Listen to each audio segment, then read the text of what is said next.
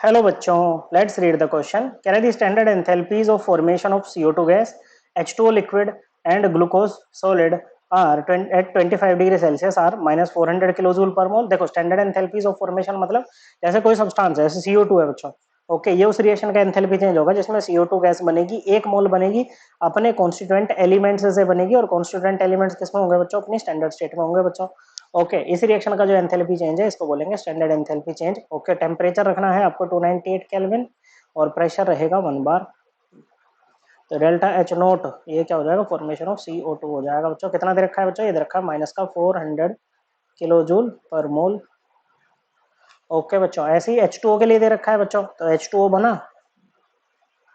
Okay बच्चों, एक मोल बना अपने कॉन्स्टिट्यूएंट एलिमेंट से बना, कॉन्स्टिट्यूएंट एलिमेंट्स अपनी स्टैंडर्ड स्टेट में बच्चों।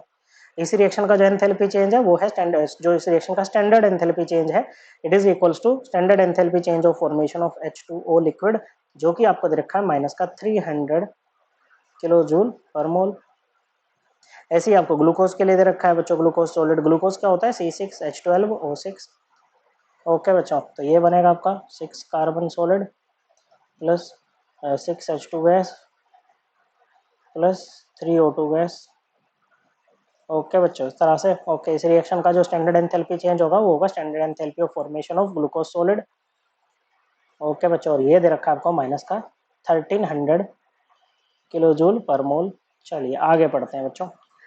The standard enthalpy of combustion per gram of glucose at 25 degree Celsius is. Okay बच्चों, 25 डिग्री सेल्सियस पे 1 ग्राम ग्लूकोज को जो जलाने से एनर्जी मिलेगी बच्चों। ओके बच्चों, जो आपका एंथैल्पी चेंज आएगा वो हमें बताना है बच्चों। क्या रहेगा बच्चों? देखो, अगर वैसे पर मोल के हिसाब से बात करें तो अब ये डाटा जैसे हमें पर मोल में दे रखा है, तो पर मोल के हिसाब से क्या होता है? जब आप 1 मोल ग्लूकोज लो, ओके, कंबशन का मतलब क्या होता है बच्चों? किसी भी सब्सटेंस को आप ऑक्सीजन की सप्लाई में जो है वो बर्न करोगे बच्चों। तो 1 मोल ग्लूकोज लिया बच्चों। अभी हम पहले पर मोल के हिसाब से निकाल लेते हैं उसको, फिर पर ग्राम में ले आएंगे बच्चों। ओके, आपने लिया बच्चों क्या? 1 मोल ग्लूकोज यहाँ पर लिया बच्चों, इसकी रिएक्शन कराई ऑक्सीजन से, और कंबशन से यहाँ पर आपको मिलता है CO2 प्लस H2O। ये जो रिएक्शन होती है, कौन सी रिएक्शन होती है? रेस्पिरेशन वाली रिएक्शन होती है बच्चों। ओके, रेस्पिरेशन में क्या होता है? ऑक्सीजन की मदद से हम ग्लूकोज को बर्न करते हैं, जिससे हमें एनर्जी मिलती है बच्चों। ओके, अब इसको बैलेंस कर लेते हैं। देखो, इसको 1 मोल रखना है अभी। ओके, ग्लूकोज को आपको 1 मोल रखना है, तो इधर भी 6 कार्बन कर दो। हाइड्रोजन यहाँ पर 12 है तो यहाँ भी 12 कर दो। अब हाइड्रो ऑक्सीजन यहाँ पर क्या हो गए बच्चों? 18 हो गए, तो यहाँ पर भी आप 18 कर दो। हो गया बच्चों। ओके, अब इस रिएक्शन का जो एंथैल्पी चेंज है ना बच्चों, वो क्या होगा बच्चों?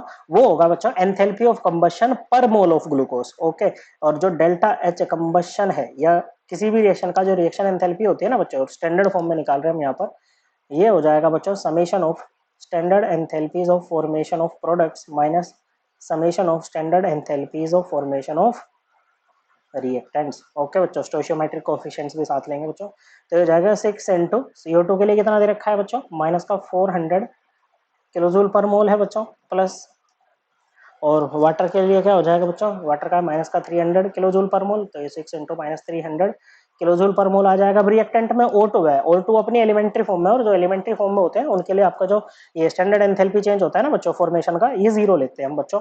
ओके, और माइनस कर दो ग्लूकोज का बच्चों। Okay, minus of -1300 kilo joule per mole, तो ये सारा का सारा किस में है?